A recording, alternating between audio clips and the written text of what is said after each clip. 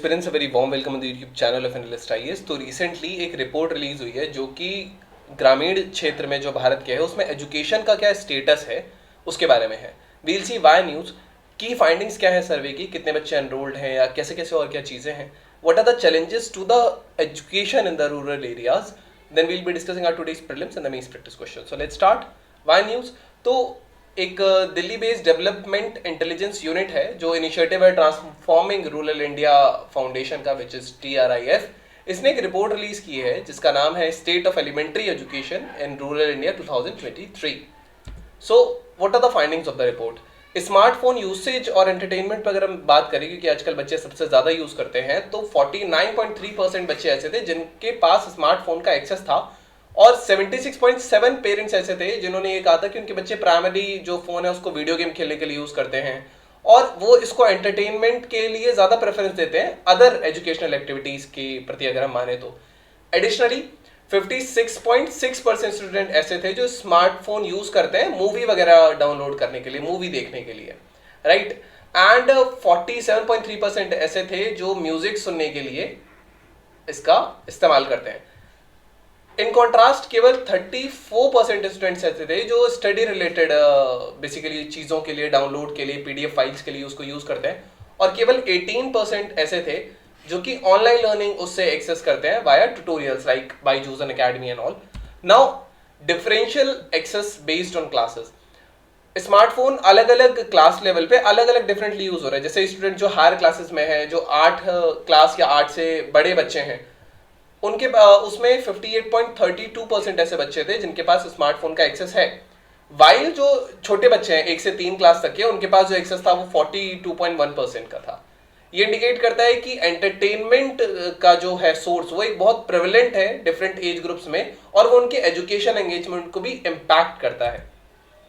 Parents के aspirations और engagement की अगर हम बात करेंगे तो 78% माता पिता ऐसे थे जो ये चाहते थे कि उनके बच्चे ग्रेजुएशन लेवल तक की तो पढ़ाई हासिल करें या उससे ऊपर की।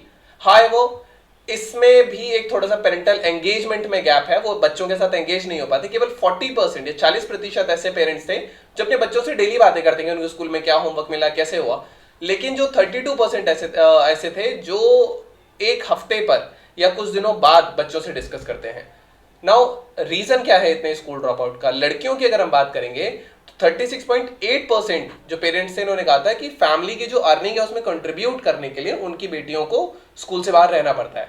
मीनवाइल 31.6% ने ये कहा क्योंकि उनके बच्चों का इंटरेस्ट नहीं था पढ़ाई में, गर्ल्स का, इसीलिए उनकी पढ़ाई छुड़वा दी गई। और 21.1% का ये मानना है कि जो हाउस होल्ड की रिस्पॉन्सिबिलिटीज है या छोटे बच्चों को जो देखना होता है घर में, छोटे भाई बहनों को, ये रीजन रहा था लड़कियों के ड्रॉप आउट्स का। अगर हम लड़कों की बात करें तो प्राइमरी रीजन जो ड्रॉपिंग आउट का था वो उनका इंटरेस्ट नहीं था पढ़ाई में और ये लगभग 71.8 रेस्पोंडेंट्स ने ऐसा कहा है। एंड 48.7% जो थे इन्होंने कहा था कि बच्चों की जरूरत थी फैमिली अर्निंग को इंक्रीज करने के लिए। ये जो सर्वे था इसमें 6229 पेरेंट्स का एक्चुअली सर्वे लिया गया था 21 राज्यों में भारत के। ये अलग अलग इसका परसेंटेज लेवल है। सो ये हमने देख लिया कि 78% जो पेरेंट है वो चाहते थे कि बच्चे ग्रेजुएशन लेवल तक जाए। नाउ ये expected level of education of child है, ये परसेंटेज है up to elementary 4.4, then up to secondary this 2.4, then higher education में 11.1, ग्रेजुएशन ऑफ 9.6%, ये सारी चीजें, देन PG में इतना। So these are the different rates. So this was it. Now parent teacher meeting और लर्निंग एनवायरनमेंट की अगर हम बात करेंगे तो 84% पेरेंट्स ऐसे थे जो रेगुलरली पेरेंट टीचर मीटिंग में जाते हैं, उनकी रेगुलर अटेंडेंस है। 2 कारण हैं उनके ना जाने के। पहला कि एक शॉर्ट नोटिस है, दूसरा लैक ऑफ विलिंगनेस है, जनरली वो जाते नहीं है। Now additionally availability of age appropriate reading material जो टेक्स्ट बुक से अलग हो, केवल 40% ऐसे पेरेंट्स थे जिनके पास ऐसा अलग मटेरियल था, जो कि ये नीड दिखाता है कि फर्दर ऐसे रिसोर्सेज चाहिए जो बच्चे की लर्निंग घर पे बढ़ाई जा सके। अब चैलेंजेस क्या है एजुकेशन पे रूरल इंडिया में। इनएडिक्वेट नंबर ऑफ स्कूल्स हैं, लिमिटेड नंबर ऑफ स्कूल्स है रूरल एरियाज में। एक मेजर बैरियर है एजुकेशन में, प्राइवेट स्कूल्स है नहीं। पॉवर्टी की बात करें तो poverty one of the significant obstacle है एजुकेशन का रूरल इंडिया में।